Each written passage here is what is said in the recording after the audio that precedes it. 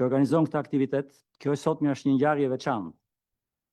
Mbasi meteorologjia, së bashku me klimatologjinë, fizikën atmosferike dhe kimin atmosferike, formojnë fushën më të gjerë të shkencave të atmosferike. Meteorologjia në studimin e atmosferës dhe motit mbështetet shumë si në fizik, ashtu dhe në kimi. Ajo përfshin studimin e fenomeneve atmosferike, duke përfshirë lëvizjet e ajrit, ndryshimet e temperaturës dhe përbërjen kimike të atmosferës. Meteorologët përdorin fizikën për të kuptuar dinamikën atmosferike dhe lëvizjen e ajrit, ndërsa kimia është thelbësore për të kuptuar përbërjen dhe reagimet e gazrave dhe grimcave atmosferike. Studimet meteorologjike për motin dhe kushtet atmosferike janë thelbësore për sigurinë, efikasitetin dhe ekonominë e aviacionit. Të kuptuarit e dinamikës atmosferike si era, temperatura dhe efektet e rreve, i ndihmojnë pilotët të planifikojnë itinerare, të optimizojnë shtigjet e fluturimit dhe të marrin vendimet sakta për të shmangur rreziqet dhe për të siguruar operacionet qeta. Ky forum synon të mbledh bashkë studiues e profesionistë të fushave të aviacionit dhe të meteorologjisë aeronautike në këtë vit jubile, si dhe të paraqesë një sër informacionesh, jo vetëm historike, por dhe shkencore e organizative apo me natyrë tjetër, për të përmirësuar punën në këto fusha me rëndësi etike për vendin tonë. Dhe tani të nderuar pjesëmarrës, japim fjalën kryetarit të Akademisë së Shkencave, profesor Gjinushit, për të përmendur në emër për të përshëndetur në emër të kryesisë së Akademisë. Fjala për ju, profesor.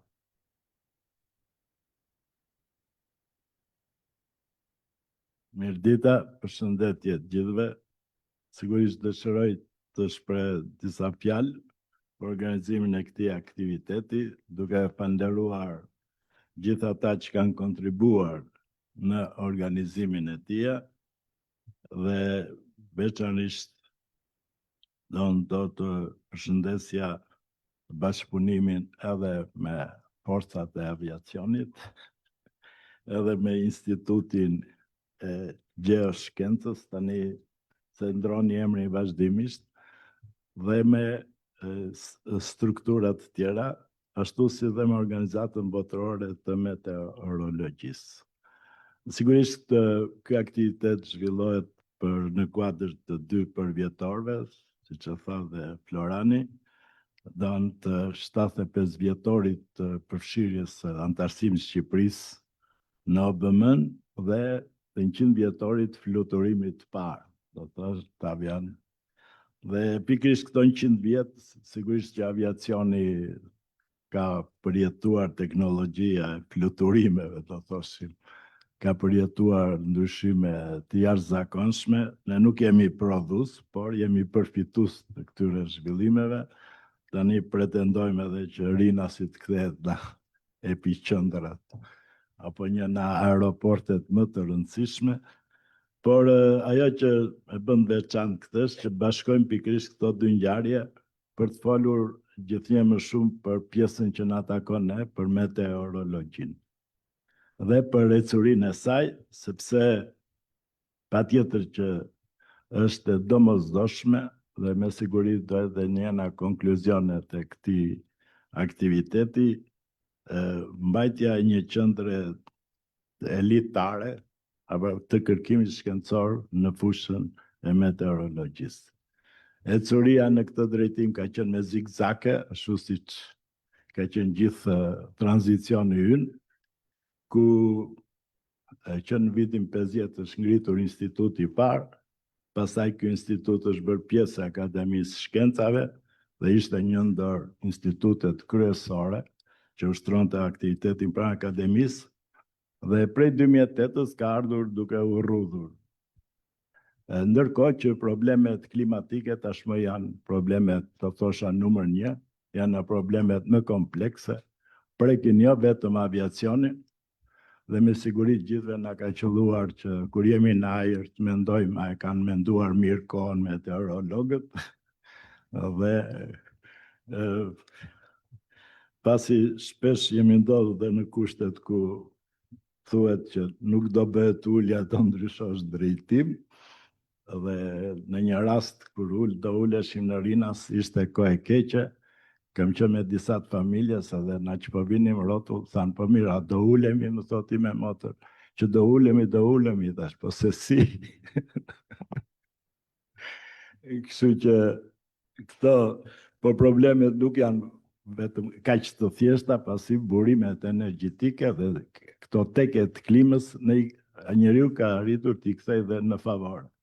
Pra shfrytëzimi i erave, gjitha burimeve, pra të rinovueshme, dhe Shqipëria këtu është një ambar në këtë aspekt, ka mundësi të mëdha dhe treguesit fatmirësisht vitet e fundit janë pozitiv në këtë aspekt, në drejtim të shfrytëzimit të energjisë diellore.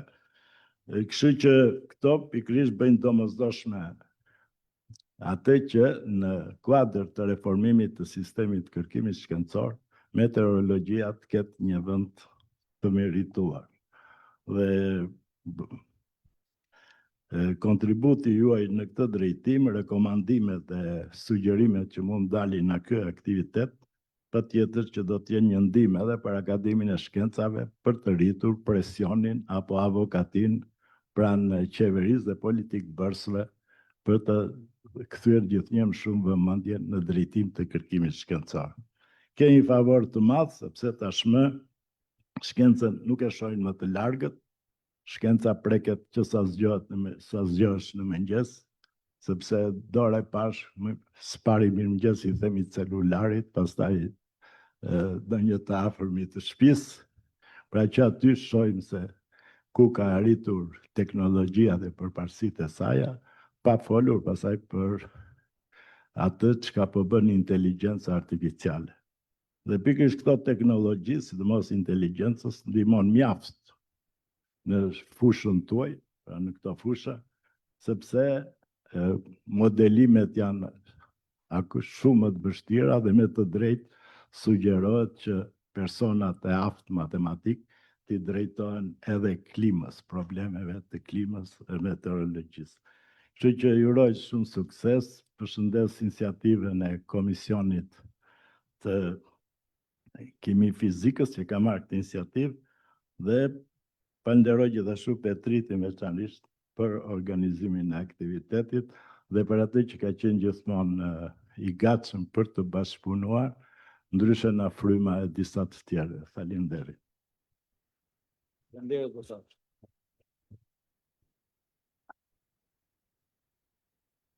Tani fillojmë sesionin e parë, meteorologjia dhe aviacioni. Fjalën e ka profesor doktor Petrit Zorba, Departamenti i Meteorologjisë, Institutit Gjeoshkencave të Universitetit Politeknik, antar i Komisionit Fizikës dhe të Kimisë të Akademisë Shkencave. Tema: vështrim historik mbi meteorologjinë dhe aviacionin në hapësirën shqiptare.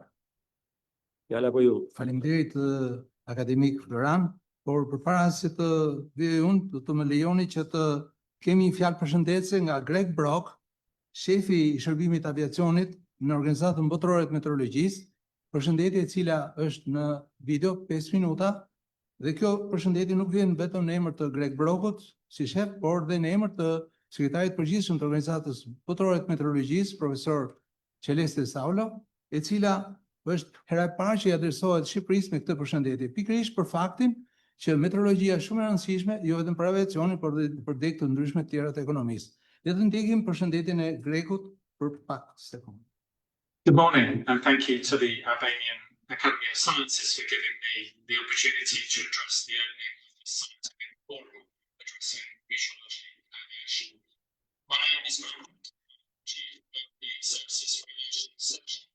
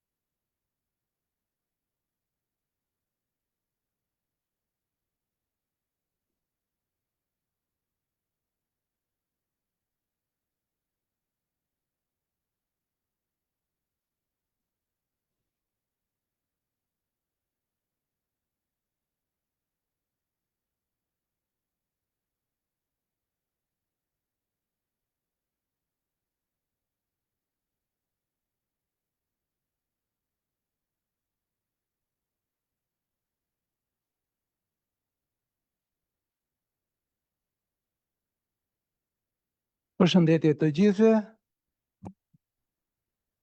I nderuar kryetari i Akademisë së Shkencave të Shqipërisë, akademik Skënder Gjenushi, të nderuar akademik, profesor, miq, dhe në mënyrë të veçantë do doja të falenderoja një grup prej 15 pilotësh që kanë qenë krenaria e hapësirës shqiptare ndër vite.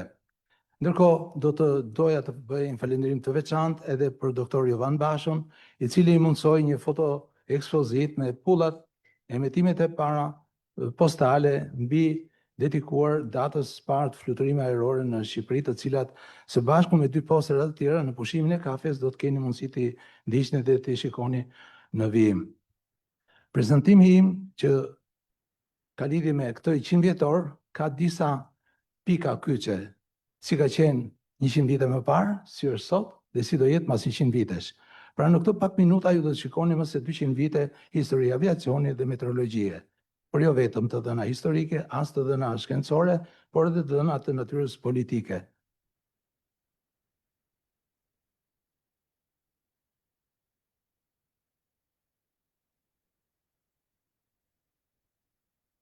Më se 100 vjet më parë, pra në muajin qershor 1925, ju do të shikoni se ne kemi fluturimet e para ajrore të dokumentuara nëpërmjet këtyre emitimeve postare, të cilat nisin nga Tirana në drejtim të Shkodrës dhe nga Tirana në drejtim të Juglindës, në drejtim të Korçës.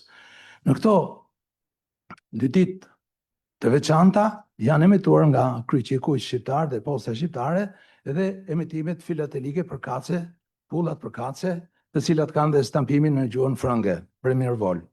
Por natyrisht në këtë ditë, 1 qershor 1925, nuk do të thotë se është dita e parë që avion fluturon mbi territorin e Shqipërisë. Edhe para kësaj date ka të dhëna për fluturime të ndryshme. 2 ditë para kësaj date, që është një fluturim Tiranë-Vlorë, dhe pamjet e tjera në vijim do t'ju bëjnë me dije që kemi fluturime të tjera edhe më përpara këtyre datave. Nga ana tjetër, aviacioni është i lidhur ngushësisht me meteorologjinë. Një aviator, një pilot nuk niset në avion sot dhe dikur pa shkuar në zyrën meteorologjike, pa firmosur atje dhe pa bërë një konsult, e cila në shumë raste shkon dhe i gjysore ose 1 orë. Dhe pikërisht këtu kemi të dhënat meteorologjike të 1924-s. Në 1924-ën apo 1925-ën qeveria shqiptare kishte vetëm pak vite që ishte formuar. Dhe sigurisht i duhesh të menaxhonte gjithë territorin, të ngrinte institucionet e pushtetit qendror dhe lokal. Dhe një nga mënyrat e mundshme që kishte për të lehtësuar komunikimin ishte jo rruga toksore, as ajo detare, po vetëm komunikimi ajror. Dhe për këtë u morën masa që të ngrihen stacionet meteorologjike, siç edhe sot për fluturimet ajrore në Kukës apo në Vlorë ka dhe funksionojnë stacione meteorologjike. Këto janë të dhënat e Tiranës në atë kohë, mos harrojmë që këto dhëna shërbejnë dhe për krahasimin dhe përvlerësimin e ndryshimeve klimatike në ditët e sotme, po të bëjmë një seri 100 vjeçare. Për kuriozitetin tuaj, në një kualifikim në Francë, shumë vite më parë, kam parë në Muzeun e Aeronautikës në Toulouse, që pikërisht 6-7 vite para kësaj date janë fluturimet e para ajrore për publikun në Francë. Pra një diferencë kohore rreth 7 vite, po për të njëjtin shërbim ndaj publikut. 2 fjalë në lidhje me aviacionin dhe meteorologjinë para kësaj date. Avion të tjerë kanë qenë prezent në hapësirën shqiptare edhe përpara këtyre viteve. Në luftën e parë botërore, avion austro-hungarez, sipas votimeve dhe publikimeve, ka ndaluar në fushën e shallvareve dhe kemi këtu disa pamje nga këto fakte të kësaj pjese të historisë. Gjithashtu do të thoja që meteorologjia nuk është e lidhur vetëm me aviacionin. Historia apo fillimet e meteorologjisë janë të lidhura me transportin detar. Dhe pikërisht në më se 100 e sa vite më parë, në 1888, ne kemi fluturimet e vërtimet e para meteorologjike në Shkodër. Pse në Shkodër? Pikërisht se transporti detar bëhej mundur deri në Luminbuna, deri në qytetin e Shkodrës. Dhe anjet tregtare apo çdo lloj natyre është e domosdoshme, kanë të domosdoshme informacionin meteorologjik. Po ashtu, kthehemi përsëri prapa në kohë, kemi 1868 ku janë vërtimet e para meteorologjike në Durrës, të cilat ruhen në arkiv, dhe që janë një element shumë i rëndësishëm për transportin detar. Dikush prej jush mund të pyesë ku janë faktet. Faktet janë këto. janë pamje të ditareve, të formularëve, të meteorologjisë të atyre viteve, dhe nëse do shkoni në Shkodër dhe sot në ndërtesën e kishës franceskane, çuditërisht ekziston akoma mbi ndërtesë, ajo është tylla e vjetër që mban simbolin e gjelit për erën. Ndërkohë grafiku në vijim për muajin janar tregon se si kanë ndryshuar këto temperaturë në këto 100 sa vite. Përveç vërtimet fakteve për vërtimet meteorologjike në Shkodër, ne kemi edhe të dhëna për vërtimet meteorologjike të 1868-s në Durrës, ku si shikoni këto kolona me të dhëna janë shumë, nuk bën sot fatkeqësisht. Këto vërtime janë kryer nga Don Ballarini në 1868 dhe për kuriozitetin tuaj përsëri duhet të them që ne jemi në 1868, 8 vite përpara fillimit të vërtime të organizuara meteorologjike në mbretërinë, në perandorinë angleze, ku për herë të parë perandoria angleze vendosi të startonte në mënyrë të organizuar vërtimet meteorologjike, pasi si flota ushtarake dhe auditare kishin nevojë për këtë lloj shërbimi dhe ishte shumë e domosdoshme. Dhe përgjithsisht në shumë vende të botës, kryesisht në portet, Marseille, në Londër, në New York, erdhi për portin e Durrësit që ishte pjesë e West e perandorisë osmane, u ngritën stacione meteorologjike pranë këtyre pikave ku vinte komunikimi i transportit detar. Të dhënat natyrisht shërbejnë edhe për të parë klimën ku është sot nga pikpamja e ndryshimeve klimatike. Le të kalojmë pas 1925 në drejtim të fundit të luftës së dytë botërore, nëpërmjet publikimeve të ndryshme. Këtu kemi sot edhe të thuar Spiro Millin, autori i Tiranës 1920-1924. Shikojmë se kemi shumë foto, shumë pamje që tregojnë edhe shkallën e civilizimit, edhe shkallën e antropologjike, në shumë këndvështrime të orareve të fluturime të ajrore në atë kohë, të cilat përgjithsisht kishin një trajektore që do ta themi edhe në vijim, nga Tirana në drejtim të Kukësit dhe Shkodrës dhe pasi ktheheshin në Tiranë. Një udhtim nga Tirana në Kukës shkonte 1 orë 20 minuta, ndërsa 2 fluturimet e tjera ishin Kukës, Shkodër dhe Shkodër-Tiranë, po me të njëjtin avion brenda ditës me rreth 45-50 minuta. Ndërsa linja tjetër ishte Tiranë-Korçë, Korçë-Vlorë, Vlorë-Tiranë, dhe këto brenda ditës po në të njëjtën trajektore. Më vonë në histori është dhe fluturimet Tiranë-Gjirokastër. Tu kemi një rekord tjetër, fluturimet e para ndërkombëtare që i takojnë 1928-s nga Vlora në Brindisi. Ne mund ta konsiderojmë si fluturimin e parë. Nëse ka dikush tjetër një dokument tjetër, mund të updatim si informacion. Por ndërkohë kemi edhe në 1931 fluturimin e parë nga Tirana për në Rom. Ndërkohë, për kuriozitetin tuaj, kemi edhe një fluturim ndërkontinental Tiranë-Brazil me Zeppelin, që ishin për një periudhë 7 vjeçare kompani gjermane që organizonin apo jepnin këtë shërbim midis vendeve ndryshme të Europës dhe Amerikës Latine apo kontinentit amerikano verior. Lufta e dytë botërore natyrisht e gjen Shqipërinë dhe aeroportin e Tiranës, të asaj kohe bombarduar nga forcat angleze, të cilat natyrisht dëmtuan apo shkatruan avionët gjerman, por nga ana tjetër unë do të thoj që nga pikpamja meteorologjike në këtë kohë dhe në këto muaj, vërtimet janë kryer dhe nuk ka pas ndërën prerit vërtime. Këtu në pamje u shikoni ato të qytetit të Shkodrës për muajin nëntor 1924. I kaluam një 100 vjet histori nga 1925 mbrapa dhe vazhdojmë nga lufta e dytë botërore e këtej. Këtu është një gjë shumë e rëndësishme dhe kam theksuar zyre shërbimit meteorologjik, emërtoi shërbimi meteorologjik apo Met Office që e kemi për sot për shërbimin meteorologjik anglez, zyrë meteorologjike në Angli, që në fakt nuk kupton 3000 punonjës. Meteo France është e njëjta gjë. Meteo Suisse ka 400 punonjës. Dhe ky emërtim pra është në analogji edhe me ato që është sot në vendet e Europës perëndimore. Do të kthehem përsëri ke ky detaj. Disa detaje që në mënyrë më të detajuar është slajdin vim mënyrë grafike do t'i tregoj, por deri në fund të vitit 1929 fletat e vërtime nga stacionet meteorologjike vinin me atë kokën lart që thotë Mbretëria Shqiptare, Ministeri i Bujqësisë dhe Pyetje dhe Shërbimi Meteorologjik.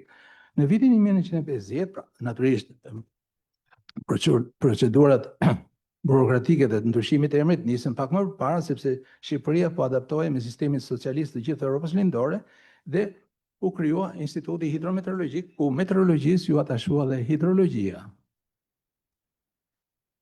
Figurativisht, këtu në mënyrë të kronologjike janë shërbimet që ekzistojnë përveç atij tonit kryesor, ku instituti në fillim ishte pjesë e Institutit të Shkencave, në atë kohë kur u bë kjo gjë nuk kishte jo akademi, po s'kishte as Universitet Shqipëria. Më pas, duke parë rëndësinë që kishte meteorologjia, kaloi në varësi të ky Instituti i Shkencave të Këshillit të Ministrave, më pas u kthye në Institut Kërkimor Shkencor dhe pastaj u bë pjesë e Akademisë së Shkencave deri në vitin 2007. Paralel me këtë, me zhvillimet e Shqipërisë në ato vite, u krijua Shërbimi Meteorologjik Ushtarak në 1955, si dhe njësitë përkatëse pranë aeroportit të Tiranës. Një për emisionet e institucionit, prandaj po jam shumë i saktë në terminologjinë që po përdor, institucionit meteorologjisë kanë qenë dhe është mbështetja tekniko-shkencore për homologët e saj dhe ruajtjen e standardeve, si për Shërbimin Meteorologjik Ushtarak, ashtu edhe për aeroportin e Tiranës, por edhe për çdo tjetër që është i interesuar. Dhe ndërkohë, ndër vite, instituti ku unë kam prej 45 vitesh në këtë fushë, i ka dhënë qoftë Shërbimi Meteorologjik Ushtarak, pra pajisje, kualifikime, trajnime, por ashtu të njëjtën gjë ka bërë dhe me aeroportin e Tiranës. Ndërkohë, ndër vite, në këtë institut hidrometeorologjik janë botuar dhe publikuar mjaft vepra, punime, ndër cilat unë do të përmendja Atlasin klimatik të Shqipërisë, botuar nga Akademia e Shkencave në 1988, si dhe Klimën e Shqipërisë, dhe më pas shumë e rëndësishme është seriali me botime dhe me studime hidrometeorologjike nga numri 1 deri në 13. Në vitin 1950 kemi për herë të parë krijimin e organizatës botërore të meteorologjisë me qendër në Zvicër, në Gjenevë, e cila është një nga prej organizmeve të pjesë të Kombeve të Bashkuara. Në 1957 Shqipëria aderon me të drejta të plota në këtë organizatë botërore të meteorologjisë, ku natyrisht ka patur dhe ka detyrimet e saj, por ka patur dhe përfitimet që lidhen me shumë kontribute nga më të ndryshmet. Dy prej kontributeve janë një udhëzues mbi praktikat e meteorologjisë bujqësore, që unë jam bashkëautor me shumë kolegë të huaj, që kanë dhënë dhe kjo guid meteorologjike për bujqësinë është e vlefshme për gjithë botën, edhe sot, dhe një tjetër është një publikim që kanë bërë 10 vite më parë, që është një metodologji ose një libër, një textbook i vlefshëm për gjithë punojësit që punojnë në aeroporte, të cilët çdo 2 vite japin provim. Ky provim është i domosdoshëm sipas ICAO-s dhe institucioneve të tjera ndërkombëtare që kontrollojnë aviacionin, dhe automatikisht nga kolegët e meteorologjisë të Tiranës në atë kohë mu tha që ky do ishte një nga 3 librat që duhen për këtë punë për punojësit që bëjnë këtë provim. Edhe tash pse mos ta publikojmë në gjuhën shqipe. Dhe e bëra këtë gjë, e publikova në shqip, duke marrë kuptohet lejet përkatëse në Gjenevë, dhe në vijim të këtij unë do t'jap vetëm një faqe nga ky libër që lidhet me gjithë juve sot që jeni këtu. Ju të gjithë keni qenë patjetër në aeroporte, keni qenë brenda në avion dhe keni qenë në pozicionin pse nuk po niset avioni ose kur do niset, edhe pse keni shkuar edhe pranë pistës ku avioni ende s'po niset. Faktikisht çdo avion duhet të presi sipas sa rregullave dhe një kohë zgjatje të caktuar nga avioni që në qoftë se nuk do presi këtë kohë zgjatjen e caktuar, ky avion juaj ku jeni juve mund të psojë këtë zhurmën që pat, sepse çdo avion kur ngrihet lën një turbulencë mbrapa, dhe kjo turbulencë duhet të qetësohet, të sheshohet. Dhe avioni që vjen mbrapa, në qoftë se është i vogël, ku jeni edhe neve, mund të shkojë drejt kësaj zhurme. Nëse avioni është i madh, mund të presi më pak në kohë. Dhe në libër, kjo është një faqe nga libri, që unë të dëshiroja ta shikoni, do ta keni në mendje që kur jeni në avion mos u nxitoni, mos jeni në ankth, sepse nuk po niset avioni dhe pse ka radha për të nisur.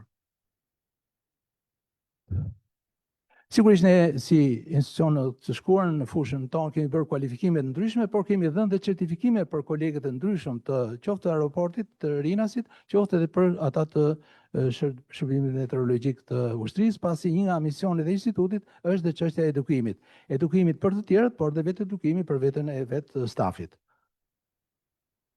Në ditët e sotme, pra për këtë vit që jemi, Organizata Botërore e Meteorologjisë kishte një objektiv, një moto, që është kjo që shikoni, plotësimin e mangësive, boshllëqeve, hendeqeve, që kanë lidhje me sistemet e paralajmërimit të hershëm të rrisive që vinë nga arsye nga më ndryshme, mund të jetë një herë, mund të jetë një përmbytje kështu me radhë.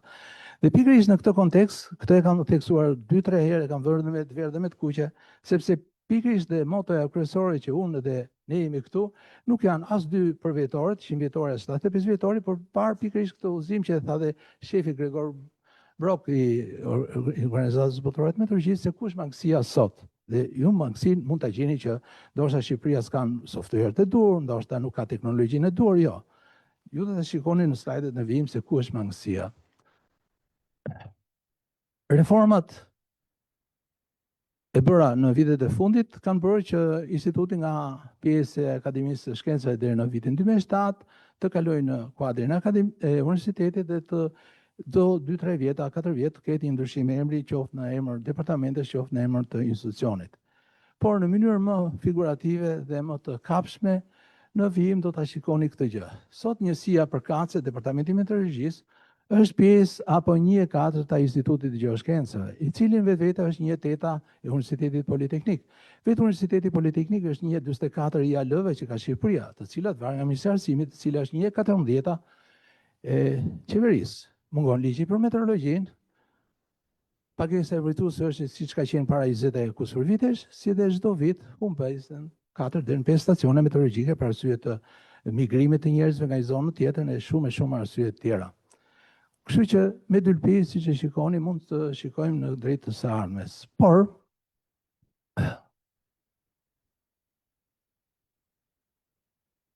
nga ana tjetër juve mund të thoni, po juve çfarë keni bërë? Ne kemi bërë faktin që shumë herë kemi bërë strategji, i kemi miratuar, jo një herë, por shumë herë, në përputhje me një botë kuptim perëndimor, pasi unë nga 90-ta deri më sot vetëm kryesisht në vende perëndimore kam qenë në kualifikimin në fushën e meteorologjisë dhe të gjitha këto në kohra të ndryshme janë paraqitur në nivele të ndryshme, por kanë ngelur deri aty. Pra meteorologjisë, përveç hidrologjisë, ju thash që është ngjitur në 1950-ën, i shtohet hidroteknika në 2008-ën, si dhe gjeologjia sismika në 2012-ën. Kështu që kemi një konglomerat me 5 institucione në një, që janë sot pjesë e një institucioni që ju thash sipas skemës përpara. Për krahasim me që ka nisur një projekt si shumë herë që nisin projekte, Metosfis, që është një vend malor që nuk ka as det, ka sot në 2025 390 punonjës dhe buxheti meratohet në parlament. Dikur buxheti jon ishte gjysma e buxhetit të Akademisë së Shkencave dhe Akademia e Shkencave meraton në parlament ose në niveli më të lartë.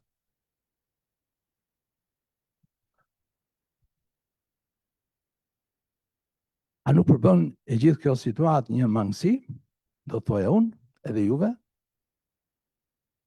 Për këtë qëllim, për të vënë në duke rëndësinë që ka meteorologjia për vendin, në 2012 kemi një vizitë për herë të parë të sekretarit përgjithshëm të Organizatës Botërore të Meteorologjisë, zoti Michel Jarreau, i cili depozitoi dhe paraqiti edhe pranë qeverisë asaj kohe në takim me kryeministrin, edhe një lloj shkresë duke vënë në duke rëndësinë që ka meteorologjia, pse duhet mbështetur e të tjera.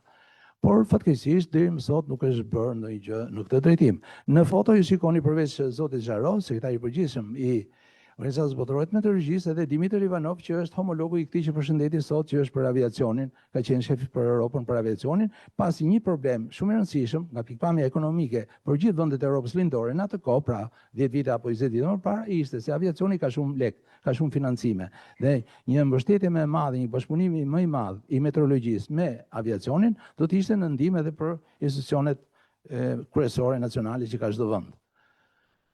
Ndërkohë njësia jonë e vogël ka publikuar një buletin mujor klimatik, i cili ka rreth 2700 kusur faqe deri më sot për një analizë të klimës çdo muaj deri në ditët e sotme për këto 7-8 vitet e fundit, të cilat janë të publikuara në faqen e Organizatës Botërore të Meteorologjisë, që e fusin Shqipërinë duke qenë se është fillon me A në faqen e parë, dhe nga këto dëna unë kam përzgjedhur vetëm një në 2700 faqe që ka të bëjë me ndryshimet klimatike, si ka qenë Tirana dikur dhe sot, duke pas parasysh edhe impaktin e ishullit urban dhe ndryshimet klimatike në shkallë kombëtare që për gjithë territorin janë rreth 1.9 gradë Celsius, referuar me periudhën 61-90, edhe ishulli urban që ka vetëm Tirana me rreth 2 gradë. Në qytetet më të mëdha kanë edhe më shumë si Parisi, Frankfurti e kështu me radhë.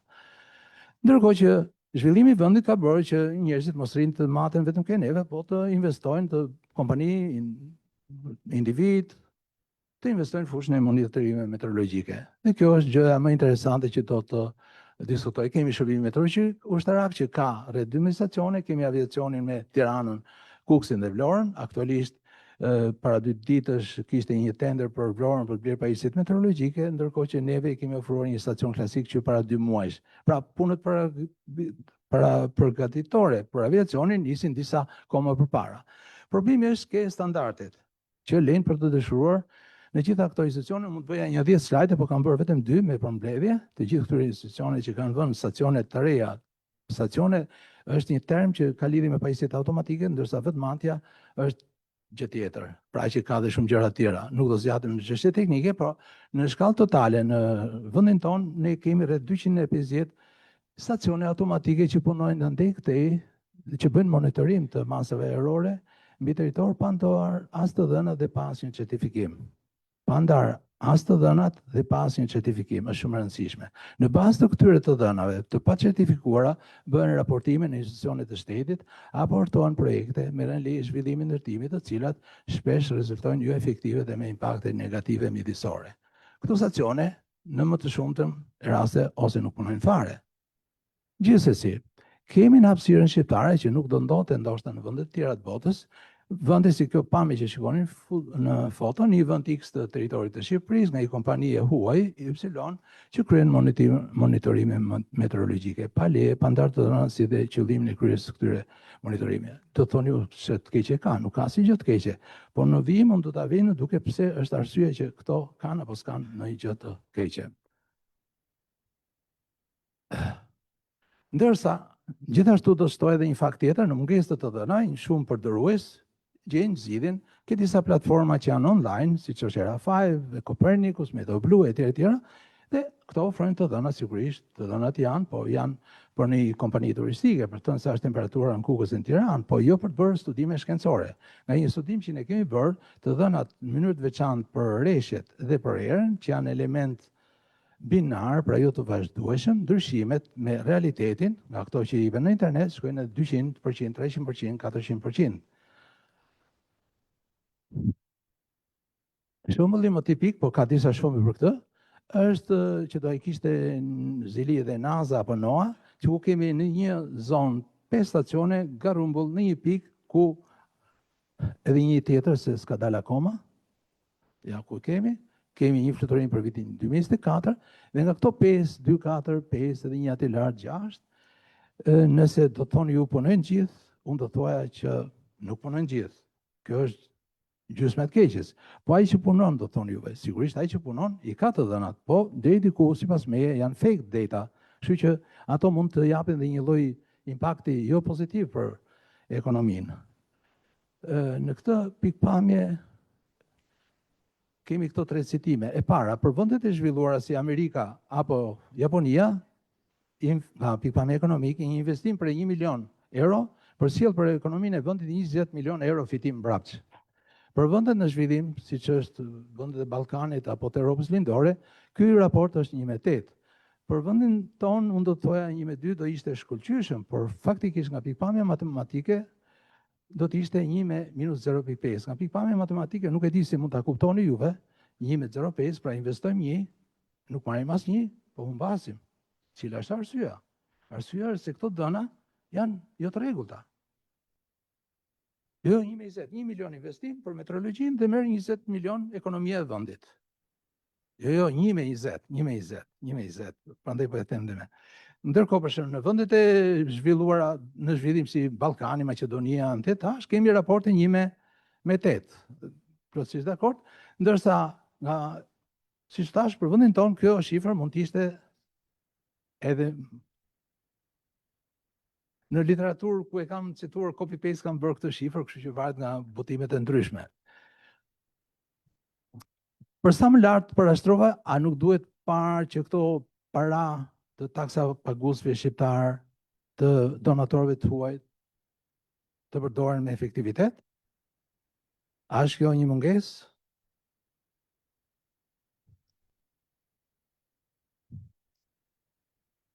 Situata sot, dhe pak kemi për të ardhur në Kemi 95 stacione klasike, të cilat do të kishin edhe ndonjë gjë automatike, por që nuk e kanë. Kemi rreth 250 fluturime në aeroportin e Rinasit, për cilën kolegët e aeroportit mund të thonë shumë gjëra më tepër, 12 milion udhëtarë për vitin që shkojnë, ndërkohë që kemi 47 destinacione, ndërkohë që fort mirë e dini që në kohën e përpashme ka patur 2 ose 3 linja ajrore që fluturohen një herë në një javë, po një herë në 2 javë.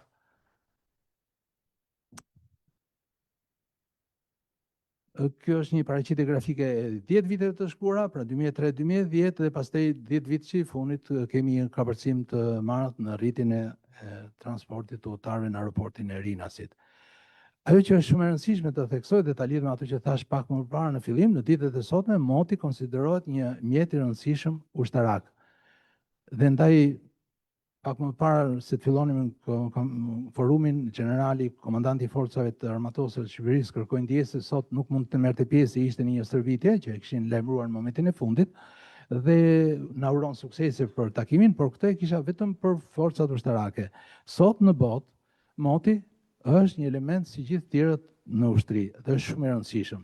Për qeverinë amerikane 2025 ka si objektiv detektimin e veprimeve armiqësore me motin. A i dini juve sot, a ka veprime armiqësore kundrejt vendit tonë me motin? Unë di të them që vendet rreth rrotut të Shqipërisë që janë apo si janë në NATO kanë stacione për modifikimin e motit. Qëllimet e këto do të ishin një topik, një çështje që doja të rria një orë për të folur këtu, por kjo ishte nëse do ishte prezent generali, për të vënë duke rëndësinë që ka moti për ushtrinë. Gjithashtu do të thoya që linjat ajrore në ditët e sotme kanë një element ndotës, pra harximin e karburanteve që shkarkohen në atmosferë dhe sasia e tyre shkon deri në 10.000 kg për kilometër katror në vit. Por këto janë pjesë e situatës së sotme. Pas 100 vjetësh, si do të jetë gjendja, dhe jemi pranë fundit. Pas 100 vjetësh, ju të gjithë mund të, ne nuk do jemi këtu, po ata që do jenë do kujtohen që 100 vite më parë është bërë ky aktiviteti. Të gjithë listën e prezencëve këtu, bashkë me kumtesat, do t'i përfshi në një volum të veçantë, dhe ata që mund të jenë pas 100 vjetësh do thonë që para 100 vjetësh që kanë ca veta që kanë thënë ca gjëra. Por si është situata ose si do paraqitet situata pas 100 vjetësh ose në dekadat në vijim? Në fushën e meteorologjisë dhe të aviacionit natyrisht. Ky është një stacion automatik, vetë independent, i vetë kalibrueshëm, vetë pastrueshëm, që të dhënat i kanë në 2 mënyra të ruajtjes të dhënave, dhe që në ato kohë besoj se do ketë një institucion kombëtar për meteorologjinë, siç e kanë Meto Suisse, Meto France, Meto e gjithë vendet perëndimore sot. Ndërsa fusha e aviacionit natyrisht do ketë shumë përparime, ndoshta minimalisht do të përgjysmohet koha e fluturimit. Në fushën e ndotjes, sipas publikimeve të organizatave që janë lidhur me aviacionin, mendohet që në vitet e ardhshme do të ketë një ulje drastike të ndotësve të gjitha gazeve me efekt serë për atmosferën, sipas këtyre publikimeve. Shpresojmë të ndodhi një gjë e tillë. Po për Shqipërinë, në vim do të shikoni se fusha e transportit me hidroplane, pra aeroplan që niset nga liqenet, për të cilat ne kemi pasur kontakte edhe para disa vitesh, por përgjigja që është dhënë nga kompanitë e huaja ka qenë se ne akoma nuk kemi mentalitetin e duhur për të zhvilluar këtë lloj teknologjish. Ne do të kishim këtë lloj teknologjie nga liqeni i Shkodrës, në Torit, një startup norvegjen i ditëve të tanishme ka lidhje me këtë lloj teknologjie dhe linjat ajrore të pritshme do të ishin nga liqeni i Shkodrës, Pogradec, Butrind, në Durrës apo nga liqeni i Kosovës e Batllavës deri në Butrind. Në lidhje me situatën si do të jetë zhvillimi i transportit ajror pas 100 vjetësh, ju mund ta keni shumë kollaj, por unë konsultova mbi 12 platforma të inteligjencës artificiale, disa me pagesë, disa pa pagesë, dhe për tyre kam zgjedhur vetëm disa gjëra të shkurta dhe kushdo mund të ketë mundësinë ta shikojë gjithë postrin ngadalë të prezantimin, ku ato që bjen në sy janë aeroportet e nëndeshme, aeroportet në fushat apo sipërfaqet ajrore, aeroplan elektrik, aerotaksi, mjete ajrore personale, pra mund dalësh nga taraca e pallatit për të shkuar në një vend tjetër, distanca midis Tiranës dhe Durrësit apo Tiranës dhe Vlorës do të jetë për 10 minuta, e kështu me radhë. Gjitha këto janë që kanë lidhje me teknologjitë, me zhvillimin teknologjike në fushën e aviacionit, që unë nuk do të ndalem gjatë në këto, por ajo që është më e rëndësishme dhe siç e patën në këto 200 vitet e më përparshme, të gjitha këto janë të lidhura me një gjë shumë të rëndësishme. Pikërisht me këtë pikën e fundit që janë politikat e ardhshme të qeverisë. Nëse ne do kemi një politikë apo qeveri të caktuara përkrahase të zhvillimit, do jemi mirë, do jemi si perëndimit, do jemi si para 100 vite që ishim 6-7 vite me Francën apo me Anglinë. Në të kundër do jemi si në periudhën e para 30 viteve që kishim 2 fluturime në 4 javë. 2 gjëra dhe për motin në të ardhmen. 2 janë gjërat më të rëndësishme që ndoshta nuk mund t'ju shkojnë në mendje, është moti i hapësirës dhe moti në tokë. Moti në tokë ju e dini gjithë që është kjo që shikojmë në televizor, andej këtej kur do bie shiu e tjera. Por moti i hapësirës është shumë i rëndësishëm. Moti i hapësirës ka të bëjë me hapësirën nga dielli deri në tokë. Dhe këtu kemi 2 elementë, rrezatimin që vjen nga dielli dhe rrezatimin që vjen nga hapësira ndërujore. Këto 2 elementë janë shumë të rëndësishëm. Unë shkurtimisht të ndalë vetëm në një faqe që i takon motit hapësirës dhe impaktit shumë negativ që pati para disa muajsh në planetin tonë. $500 milion dëm nga moti i hapësirës për bujqësinë. Ju do të thoni si ka mundësi gjë e tillë, ç'pun ka fermeri që mbjell ca parcela apo jo. Praktikisht ju e dini që fermerët sot kanë gjithë pajisje automatike me GPS, traktor, dhe gjitha këto janë me komunikim satelitor. Dhe pikërisht në muajin maj të këtij viti, në zonën veriore të Europës dhe të Kanadas, pati një studi diellore e cila bëri që gjithë këto traktorë, mjetet bujqësisë të shkonin shtrema në fushë dhe të mbillnin shtrema. Pra, jo në vizë drejt, dhe pastaj kur vinin në procesin e dytë, të i dëmtonin bimët dhe do të ruan të i rimbjellin. Po ashtu, ky dëm ishte edhe për aviacionin që për 15 orë bllokuan sistemet GPS.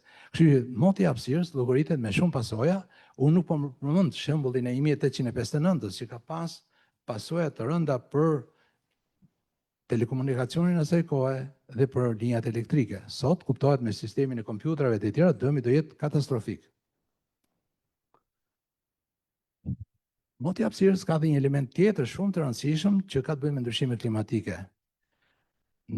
Rrezatimi që vjen nga hapësira ndërujore, pra jo nga dielli, ka të bëjë shumë me formimin e rreve në tokë. Rret në tokë janë elementi kyç për vlerësimin e klimës dhe ndryshimet klimës.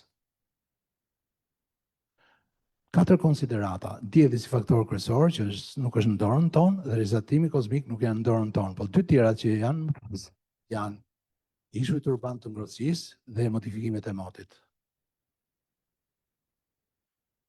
Jemi këtë 2 slajdet e fundit, modifikimi i motit është shumë i rëndësishëm, moti kontrolluar për pjesën më madhe të kohës dhe hapësirës do mizotrohen në shkallë botërore, ndërsa dukuritë ekstreme të motit do të minimizohen ose do shkërmoqen që në gjenezë.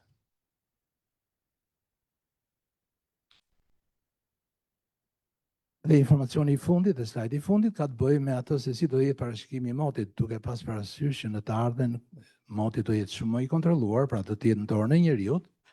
Kjo synohet si synim për 2025 nga Shtetet e Bashkuara, pra global weather do të jetë nën kontroll, dhe këto pamjet që ju shikoni në ekran për parashikimin e motit zakonisht në çdo kanal televiziv, nuk do të jenë më të tilla, por do të kenë një pamje tjetër, ku një periudhë kohe do jetë moti kontrolluar dhe një periudhë tjetër mund të jetë moti i zakonshëm. Dhe nga 99% siguri që ka parashikimi 24 orësh sot në gjithë vendet e botës, kjo mund të kalojë deri në një periudhë 2 javore.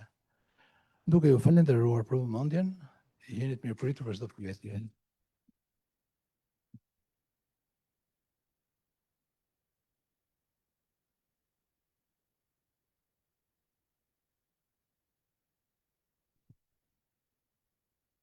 Vazhdojmë programin. Ju lutem respektoni 15 minutëshin. Në 15 minuta e kemi në sesionin e parë. Fjalën e ka Zoti Fation Demiraj, drejtori i Drejtorisë së Meteorologjisë, Divizioni i Teknologjisë, Shërbimi i Lundrimit Ajror Shqiptar. Tema: vlerësimi i ndikimit të ndryshimeve klimatike mbi infrastrukturën satelitore dhe sigurinë operacionale të aviacionit.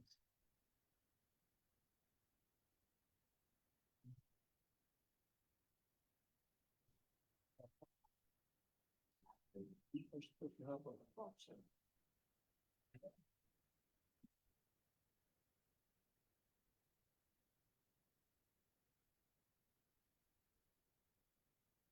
nderuar zoti Gjinushi, i nderuar zoti Vila, i nderuar zoti Zorba, të nderuar pjesëmarrës. Dëshiroj të falenderoj organizatorët për këtë forum shkencor dhe njëkohësisht të shpreh kënaqësinë që jam pjesë e këtij forumi për meteorologjinë dhe aviacionin, një fushë të cilës jam përkushtuar prej 25 vitesh dhe aktualisht kontribuoj në drejtimin e shërbimit meteorologjik në Alcontrol, i cili është edhe ofruesi i shërbimit të lundrimit ajror në Shqipëri.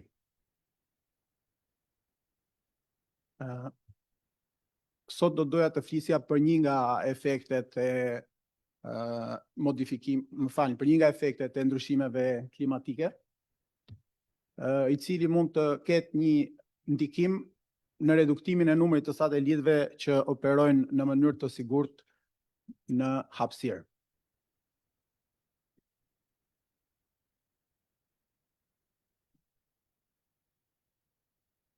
Atëherë, si në çdo fushë tjetër të jetës, edhe në lundrimin ajror dhe meteorologji, satelitët gjejnë aplikime të shumta dhe janë një mbështetje e fortë në punën e përditshme. Ndërto do të veçoja sistemi satelitor të lundrimit apo navigimit global, i cili synon në përcaktimin e pozicionimit, shpejtësisë dhe kohës. Në Alcontrol, të paktën një nga procedurat e afrimit dhe të ngritjes së avionëve është mbështetur në këtë lloj shërbimi satelitor. Një tjetër shërbim satelitor është komunikimi radiotelefonik, që ndryshe njihet si Satcom. Nëpërmjet këtij komunikimi realizohet shkëmbimi i informacionit, përfshirë edhe atë meteorologjik, nëpërmjet avionëve dhe njësive të kontrollit në tokë. Janë dy mënyra të komunikimit: shkëmbimi i informacionit me data link dhe shkëmbimi i informacionit nëpërmjet kanaleve zanore. Sa i përket përdorimit të satelitit në meteorologji, janë një seri satelitësh gjeostacionar dhe të orbitës polare, që kombinojnë së bashku për të dhënë një tablo të saktë, duke ndihmuar në monitorimin e rreve të masave ajrore, të modeleve, të motit, dhe duke dhënë një ndihmes shumë të madhe në parashikimet afat shkurtra dhe afat mesme.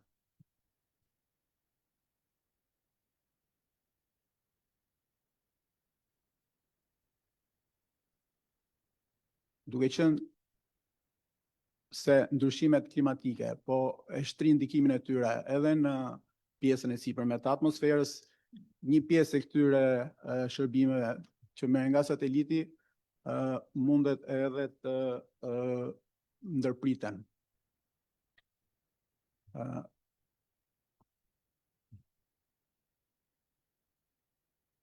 Atëherë, për efektin e gazeve serë, dioksid karbonit dhe gazet e tjera serë, në pjesën e poshtme të atmosferës, pra në troposferë, ku është përqendruar dhe aktiviteti njerëzor, është i njohur.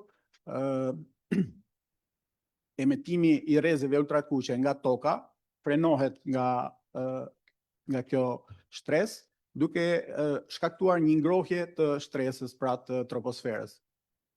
Të kundërta mund të themi për pjesën e sipërme të atmosferës, ku transferimi i nxehtësisë nga termosfera në drejtim të shtresave më të vogla emetohet në hapësirë nga këto gazet serë, duke shkaktuar një ftohje të kësaj shtrese.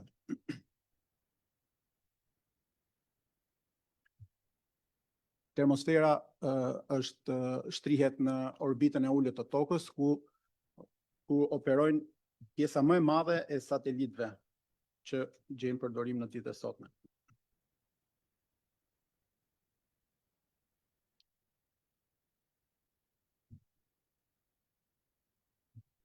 Tohja e termosferës në vetvete do të shkaktonte një tkurrje të saj në volum dhe në dënsinë e masës. Tkurrje e cila do të bënte që të reduktohej dënsia në një nivel konstant. Kjo ftohje gjithashtu do të shkaktonte zvoglimin e rezistencës atmosferike për satelitët që operojnë në orbitën e ulët të tokës. Rezistenca atmosferike për satelitët dhe mbetjet satelitore në këto nivele është e nevojshme për të mundësuar uljen e këtyre satelitëve apo mbetjeve hapësinore në nivele në të cilat ato bien në kontakt me molekulat e ajrit dhe digjen apo shkatrohen në momentin kur nuk janë më të nevojshme.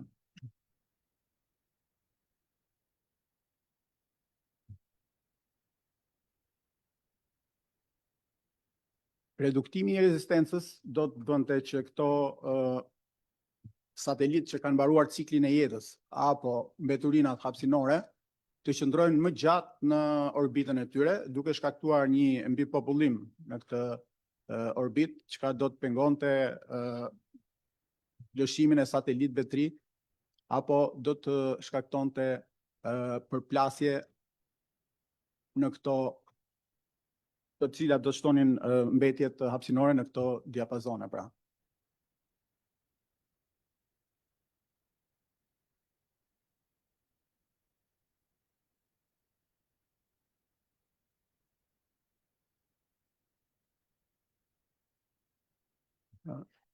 Sipas një studimi të bërë nga Instituti i Teknologjisë në Massachusetts, një element i tillë ka filluar tashmë që të japi efektet e tij në termosferë. Gjatë studimit u bë edhe një vlerësim për ndikimin që do të kishte dioksidi i karbonit dhe gazet e tjera serë në këtë në mundësinë e mbajtjes së satelitëve në këto hapësira. Sipas rezultatit të simulimit, rezultoi se nëse vazhdohet emetimi i gazeve të tilla serë me të njëjtin ritëm që është aktualisht, në fund të shekullit të 21, mundësia e operimit të satelitëve në mënyrë të sigurt në hapësirën në orbitën e ulët të tokës do të reduktohej nga 50 deri në 66%.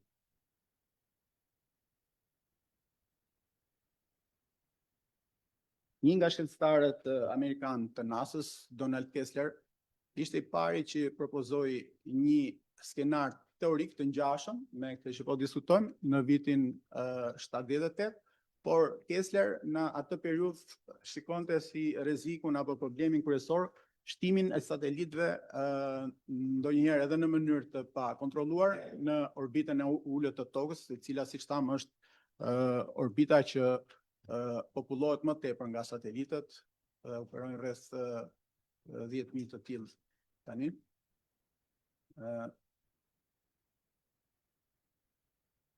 Ndërkohë që ajo që po zbulohet sot nga shkencëtarët, mendohet që mund të afrojë edhe më tepër skenarin e parashikuar nga Kessleri.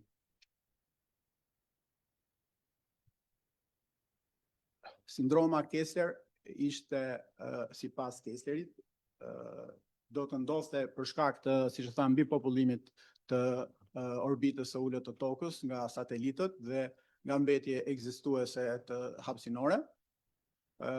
Dhe një moment përplasje ndërmjet dy satelitëve do të krijonte më mira mbetje të tjera, të cilat nga ana e tyre do të vazhdonin të shkaktonin përplasje dhe mbetje të tjera në një efekt zinxhir, duke bërë që për një periudhë të shkurtër kohore të humbisnim një pjesë të mirë të shërbimeve dhe të satelitëve operativ.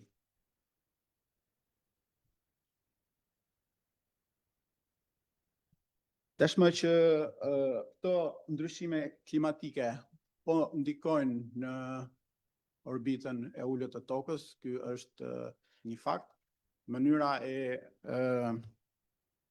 mitigimit apo reduktimit të këtyre pasojave janë disa, përfshirë këtu edhe projektime inovative të satelitëve dhe menaxhimin e mbeturinave hapësinore, ndërkohë që një projekt për të përgëzuar është projekti i shoqatës së transportit, shoqatës ndërkombëtare të transportit ajror, IATA, sipas së cilës, duke filluar nga viti 2050, pritet dekarbonizimi i transportit ajror, pra me zero emetime. Është projekt shumë ambicios, por është për të parë nëse do të ketë rezultat apo jo. Ju falenderoj për vëmendjen.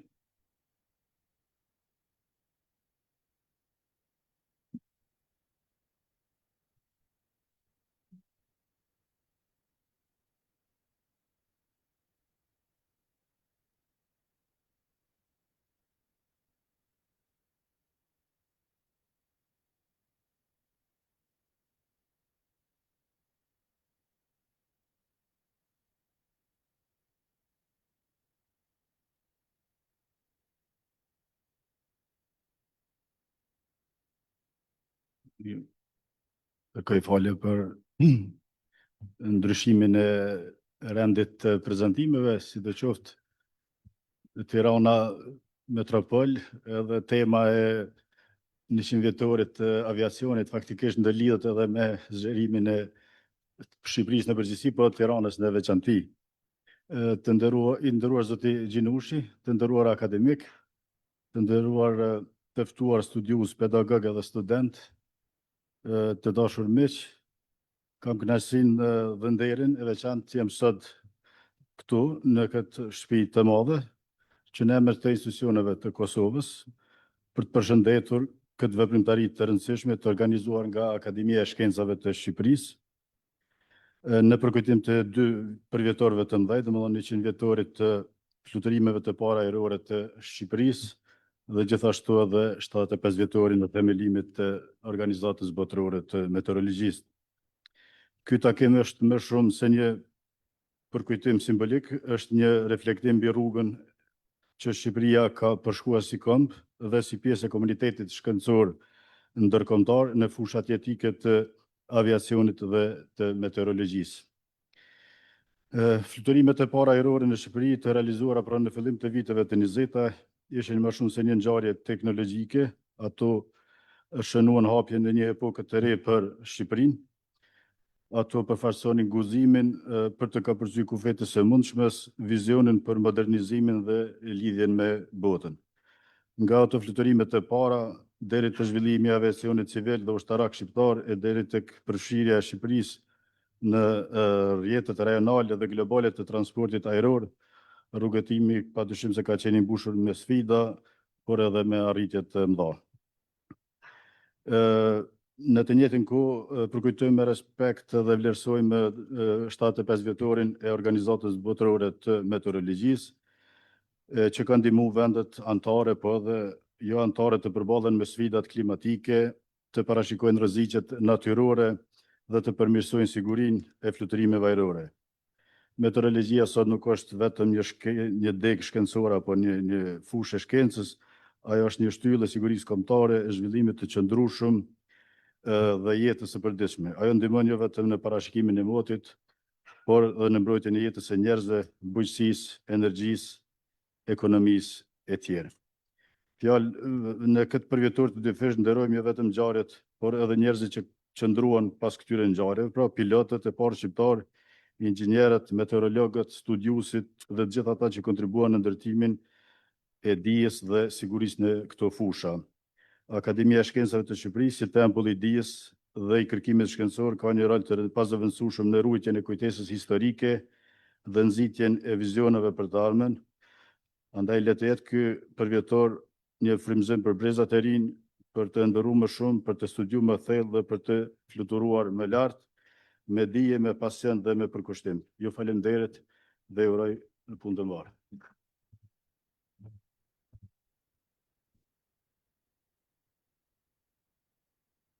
Sipas programit, tani është fjala për zotin Sherif Gosalci, menaxher në Departamentin Meteorologjik të Aeroportit të Prishtinës, me temën Aeroporti Ndërkombëtar i Prishtinës dhe sfidat meteorologjike. Dhe pas këtij prezantimi kemi një pushim të shkurtër ku në hall do të keni dhe 2-3 gjëra interesante për të parë. Një fotoekspozit nga doktor Jovan Basho, si dhe 2 prezantime në formë posteri, të cilat njëra ka të bëjë me Prishtinën dhe tjetra ka të bëjë me një kompani ajrore private shqiptare, e cila është një nga shkollat e para private për të mësuar individet të rinjt dhe të rejat për pilot.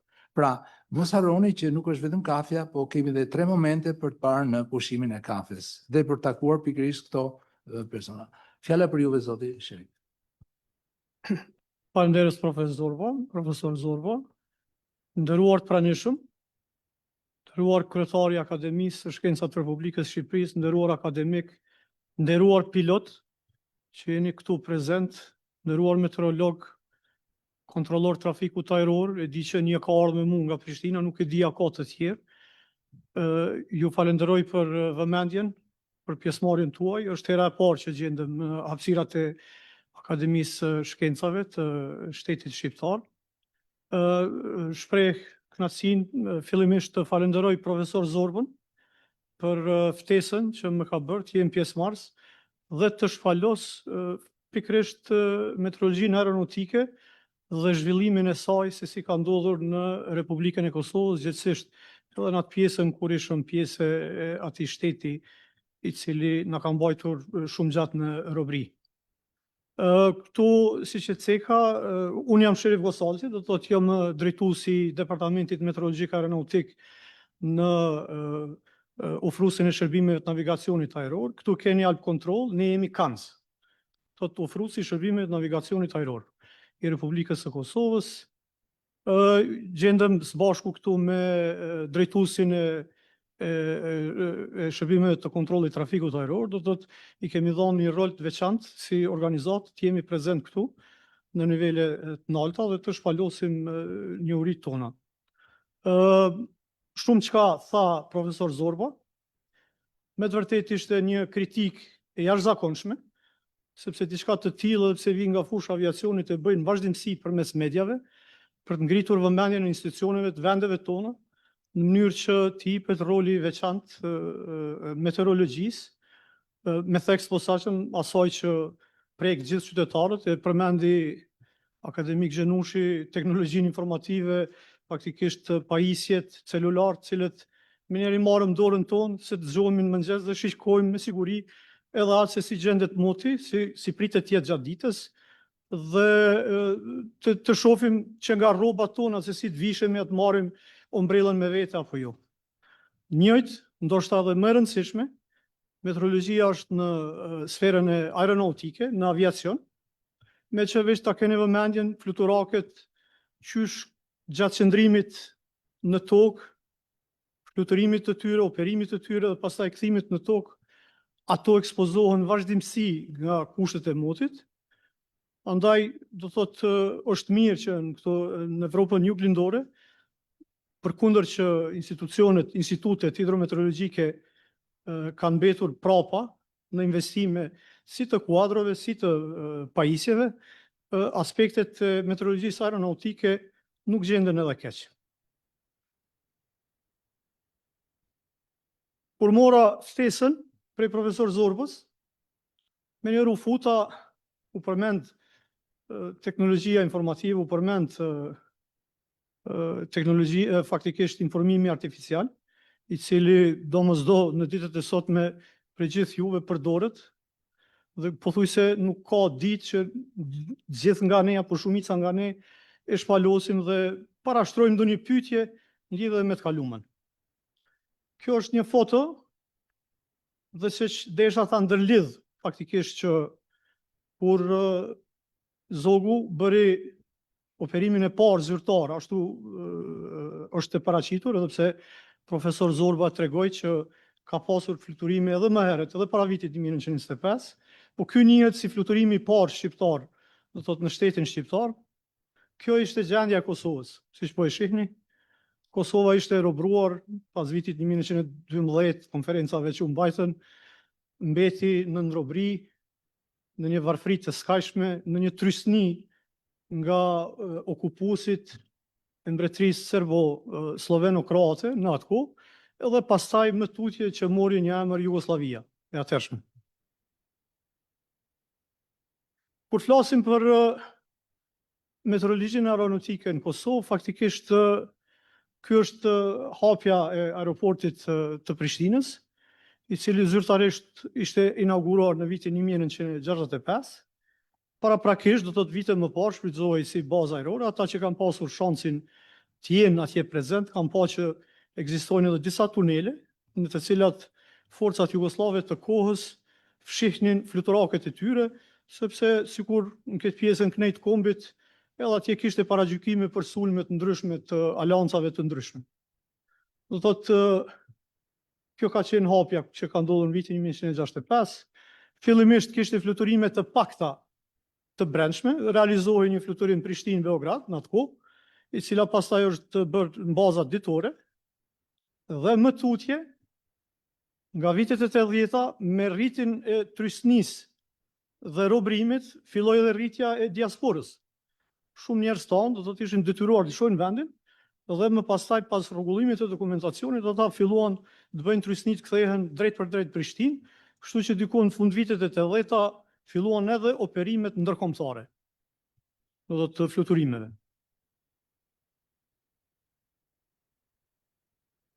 Fillimisht, kisha rastin të punoj me një koleg të ndjer, i cili ka ndruar jetë në vitin 2020.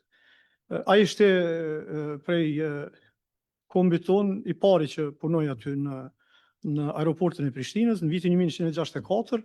Kishte filluar si pjesë entit federativ të Institutit Hidrometeorologjik, pastaj pas disa viteve kishin kaluar si edhe në vendet e tjera të Evropës juglindore të jenë pjesë e një ndërmarrje që ishte Drejtori Federale e Kontrollit të Trafikut Ajror.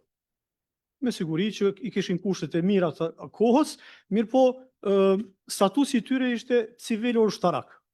Do të keni parasysh, duhet të ishe shumë i përshtatshëm për sistemin për të pasur mundësi të punosh aty. Dhe që nga ajo periudhë deri në fillimin e luftës në Kosovë, do të ndoshta mund të jenë 10 apo diçka më tepër persona që kanë dhënë shërbim prej pjesës shqiptare të Kosovës në aeroportin ndërkombëtar të Prishtinës, apo në aeroportin e Prishtinës si quhej atëherë.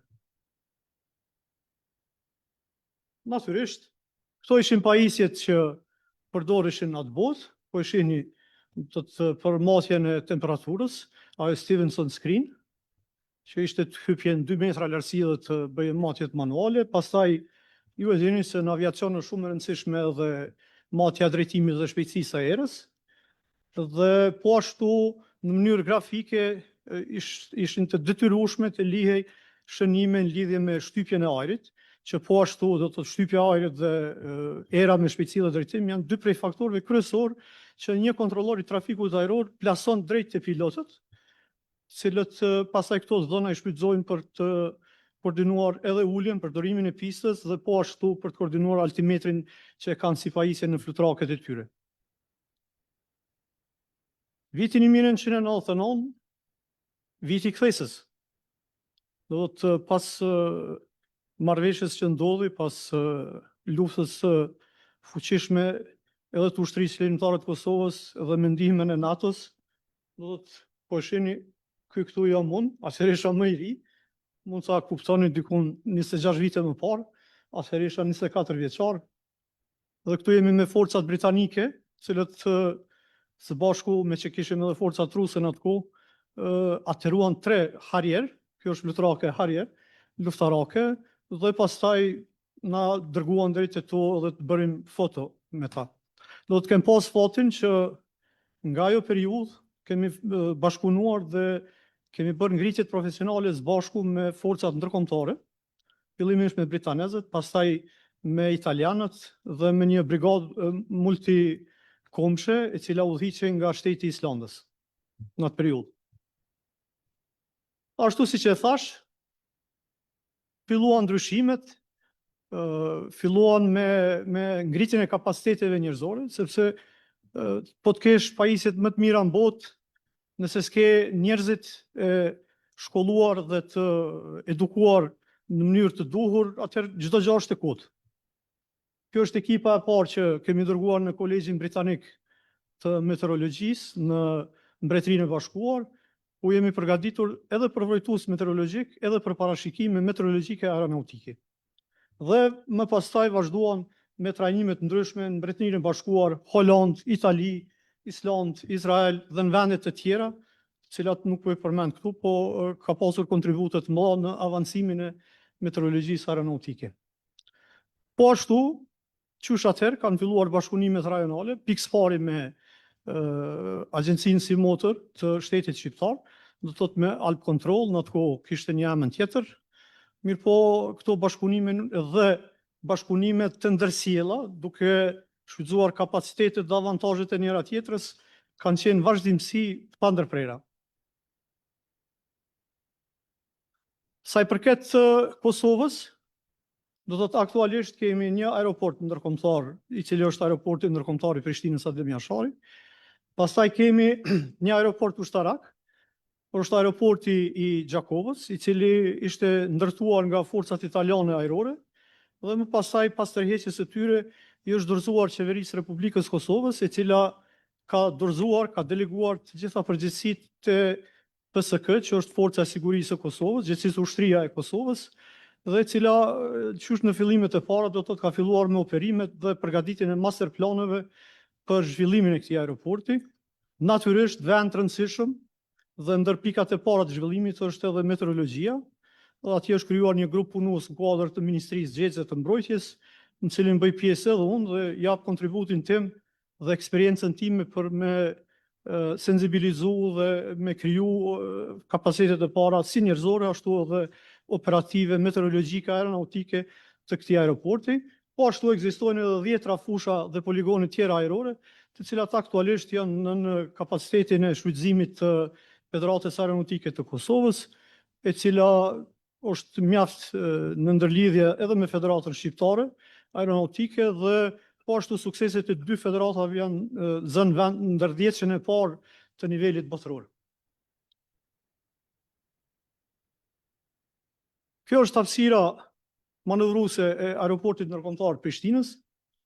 Po e shohim një pistë e cila është zgjatur nga 2560 metra në 3040 metra qysh në vitin 2022, ka filluar të jetë operative.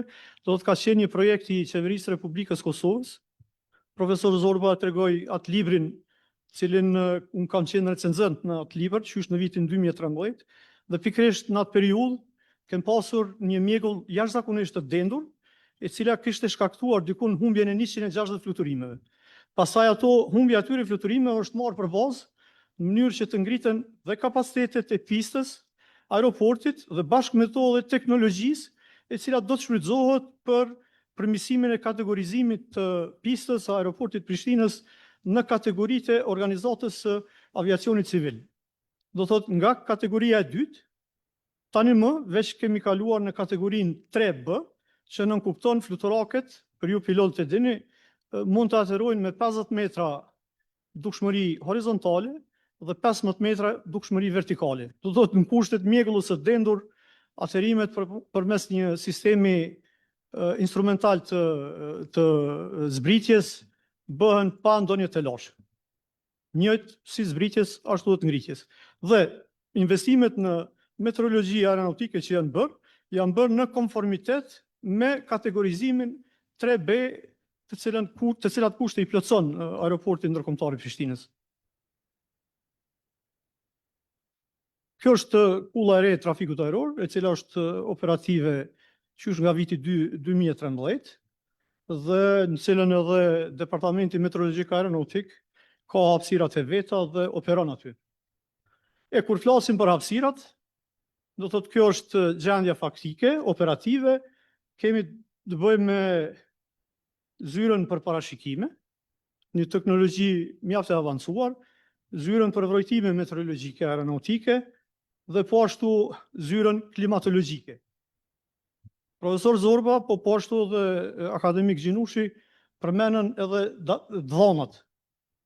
Do të mos harrojmë që pa të dhëna, pa një database të dhënave, fatkeqësisht nuk do të mundemi të shkojmë përpara edhe në projektime dhe në avancime tutje. Fatkeqësisht, nuk e di jam bet këtu udhëheqësi i Institutit të Kosovës, po gjitha projektet madhore që kanë ndodhur mbas vitit 1999, gjitha institucionet relevante edhe vendore, edhe ato ndërkombëtare, për projektet e mëdha dhe rruga e kombit që është janë pajisur me dhëna nga ne, faktikisht nga Departamenti Meteorologjik Aeronautik. Do thotë, duhet të jepet rëndësi e veçantë mbajtjes atyre stacioneve që tha profesori, si të krijohet besimin ato dhëna, përmes kalibrimit, krijimit të ekipeve për kalibrimin e pajisjeve të cilat i shfrytëzojmë. Nëse pajisja nuk kalibrohet, atëherë do të kemi dhëna të dyshimta, nuk do të ketë certifikime, se profesori përmeni edhe certifikimet që duhet i kemi në mënyrë që të shkojmë tutje në këtë drejtim.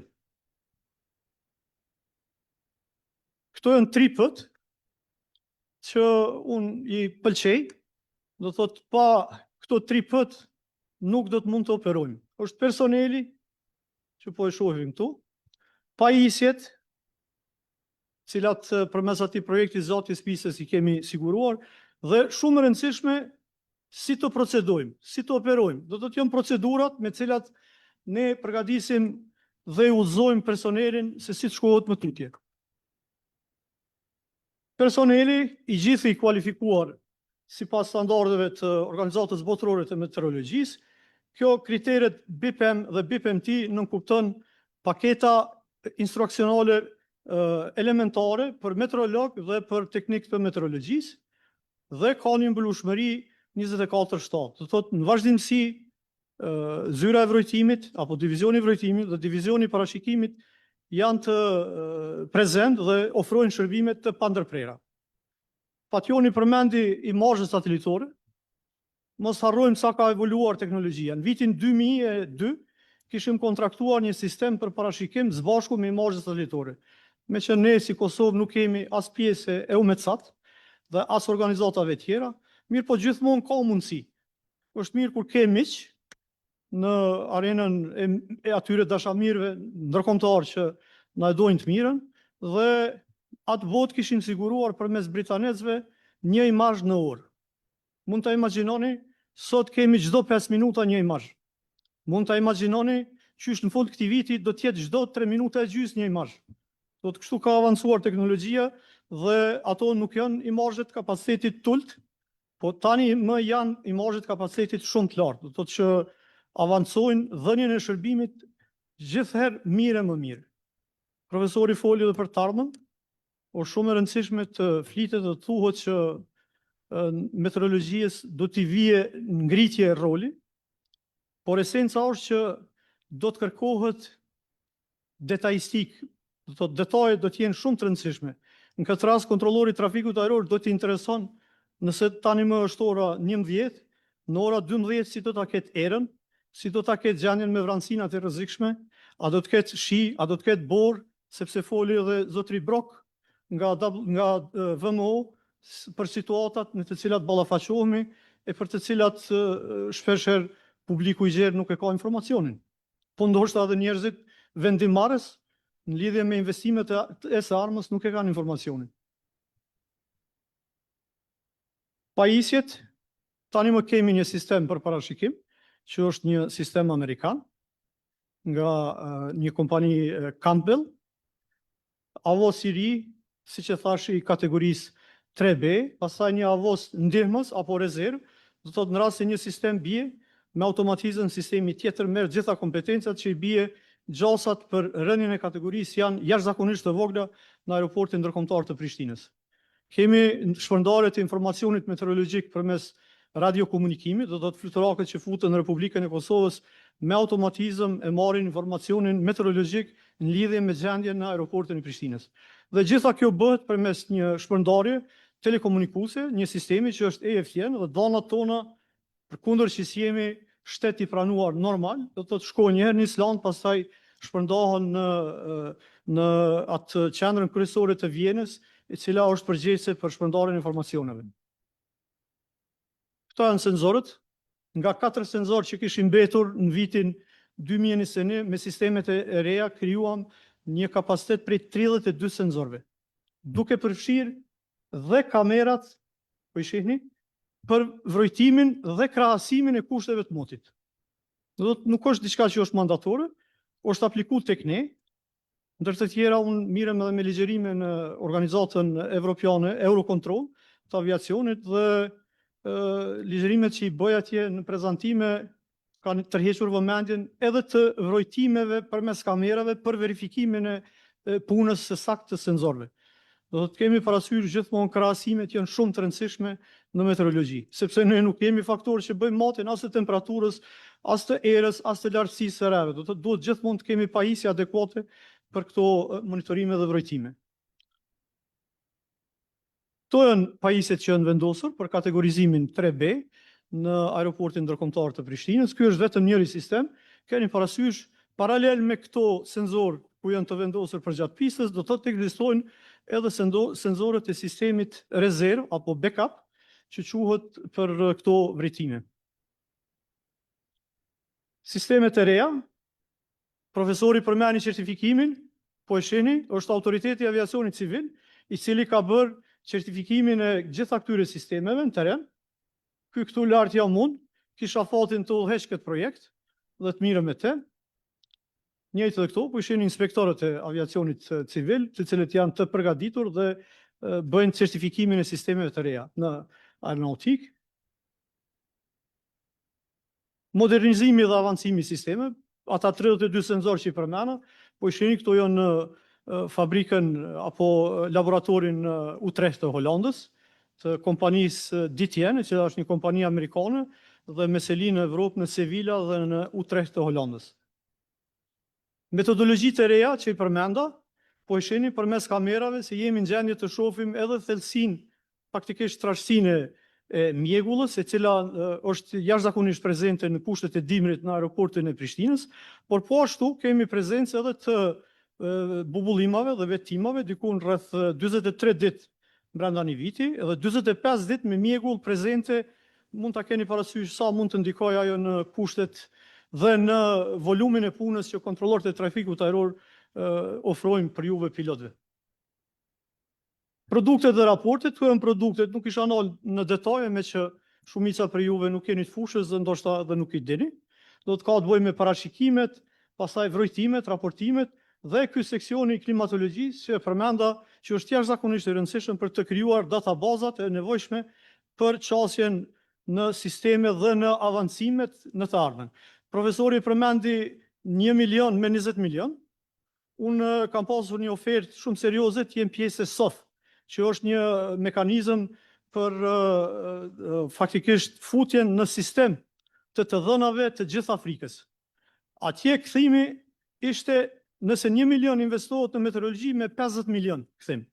Keni parasysh Afrika sa shtete të varfëra ka atje, do tendenca është që të krijohet një sistem global kudo në botë, jo vetëm në Afrikë, por edhe në ata ishujt më të largët që s'ka sisteme të vrojtimit, të krijohet sistemi databazës dim çdo pjesë të botës si e kemi gjendjen. Është llogaritur që kjo do të ndikojë në avancimin përmes matjeve meteorologjike, sidomos në aspektin e bujqësisë dhe ekonomisë në tëndësi. E ardhmja, personeli, do të thotë mbajtja me kohë dhe ngritja e njohurive dhe zhvillimit, po shohim se për çdo ditë që po sfidohemi edhe nga inteligjenca artificiale. Pastaj përgjegjësi të reja, Kosova, hapësira e Kosovës, hapësira ajrore e Kosovës ende kontrollohet nga Hungarocontrol, nga shteti hungarez. Do të armja pritet që ne të marrim përgjegjësi tona dhe me siguri me përgjegjësi të reja edhe meteorologjia aeronautike do të avancojnë këtë drejtim. rritje e efektivitetit dhe performancës pritet, ashtu siç edhe profesor Zorba e theksoi, dhe me siguri se edhe antarësimet e vendit ton në mekanizmat ndërkombëtar që do të sjellin dobi, e përmendni edhe drejtori i institutit, përkundër edhe që si jemi antar në disa mekanizma dhe organizata, ato prapë se prapë kanë ndihmuar vendin ton. Ju kujtohet ajo foto e parë që e pot në fillim? Do të kjo është Prishtina sot. Nga ajo gjendje 100 vite më parë, këtu jemi sot. Në vitin 2000, isha vetëm edhe këtë profe dhe ndoshta e zgjata si tepër, isha në Meteo Francë. Dhe më dërguan në atë pjesën ku ishte superkompjuteri tyre. Superkompjuteri, një sallë 3 fishi i kësaj salle, dhe kretë më ato celulat kompjuteristike që kishin aty. Kur dolëm nga aty, kishin disa personalitete ushtarake, tha cili është komenti yt. Mu drejtuan mua. Thash tash e kuptova çka do thot liria. Çka ka lidhje tha liria me këtë QP? Thash ne në robri ishëm atje ku e pata atë fotën e parë. Kurse tash po e shihni zhvillimi, përparimi është në dorën tonë. Unë ju falenderoj për vëmendjen, edhe nëse ka ndonjë pyetje prej anës juve. Duke falenderuar zotin Sherif për prezantimin në lidhje me fushën e meteorologjisë aeronautike në Kosovë. Thjesht një koment të shkurtër sa e rëndësishme është meteorologjia për Shqipërinë nga pikpamja ekonomike, vlerësimet ekonomike në aeroportin e Rinasit, vetëm për fluturimet ajrore që nuk ulen në Rinas, por që kalojnë mbi hapësirën shqiptare nga Vermoshin Konispol, të ardhurat para disa vitesh shkonin deri në $25 milion në vit. Me qoftë se ne do të kishim një sistem monitorimi nga Vermoshin Konispol, toksor që i takon shërbimit apo institucionit meteorologjik kombëtar, është një element shumë i rëndësishëm për meteorologjinë aeronautike, e cila do të bënte që këto të ardhurat të shkojnë nga 25 në $100 milion në vit. E kuptoni se çfarë shifre ekonomike pozitive është që sa e rëndësishme dhe pozitive nga pikpamja ekonomike është impakti i kësaj meteorologjie. Tani është fundi i sesionit të parë dhe unë, siç u thash pak më parë, jeni të ftuar në kafe dhe kafe do shërbej jo vetëm për të parë ato që u thash pak më parë, por edhe për një pyetje që mund të keni për t'i adresuar kolegëve.